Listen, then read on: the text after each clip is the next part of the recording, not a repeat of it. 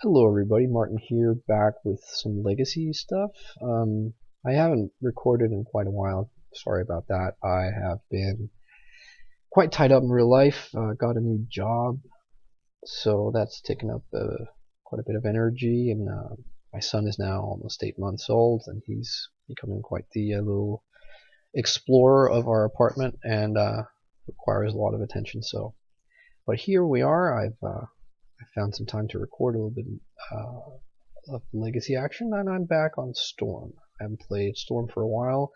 Been kind of hot on playing Omnisneak, the list that I recorded matches with earlier. That top 8 of the GP Prague in the hands of Nils Molo. So, and I still probably, well, it's tough. Like I still probably I would probably choose Omnisneak if I had to choose like a competitive deck to bring to a tournament right now, but that's not to say it's a sure thing or anything.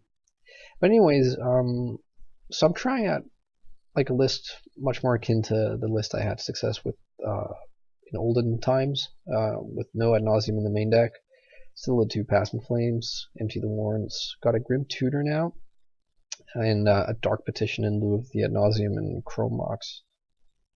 The mana base is back on double red dual, like Badlands is back. And that also means that we're running Scalding Torrents instead of Misty Rainforest, and only one drop, or rather only one green source, instead of also running the Bayou. The sideboard, I am trying out something that I was inspired by while listening to the Brainstorm show. Wilson Hunter and Paul Michael, Philip Braverman, those guys, and that is Ill-Gotten Gains. And I have to say, it's like I feel like this is like a Storm trope that I've never tried.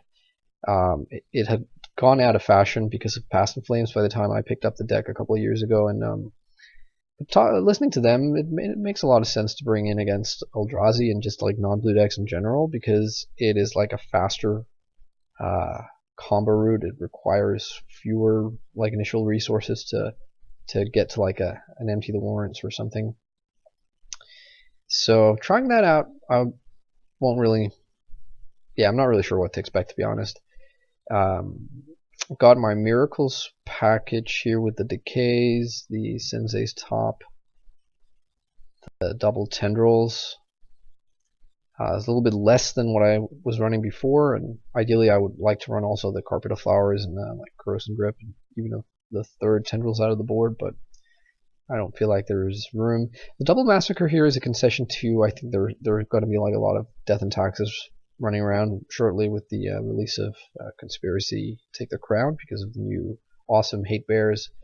But it is a little bit of a sham online because Wizards refuse to acknowledge and deal with the fact that Rishadan Port is, like, I think it's fair to say, way too expensive and in dire need of a reprint online. It's like $240 for a single Rishadan Port. That's twice what it's worth in paper.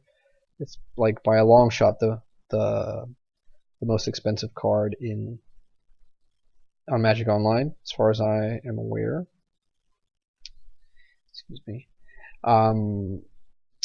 And so because they are that expensive, there aren't really, like, the metagame is skewed. There aren't that many Death and Taxes decks, so it's a little bit probably silly to have Massacre in the sideboard on Magic Online, but if I were bringing this to a paper tournament, this is what my sideboard would look like, so that's why I'm doing it.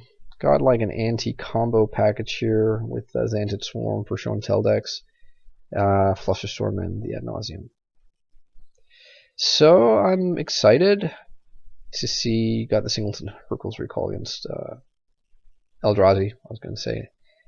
So I'm excited to see how this pans out, and I hope you enjoy the matches.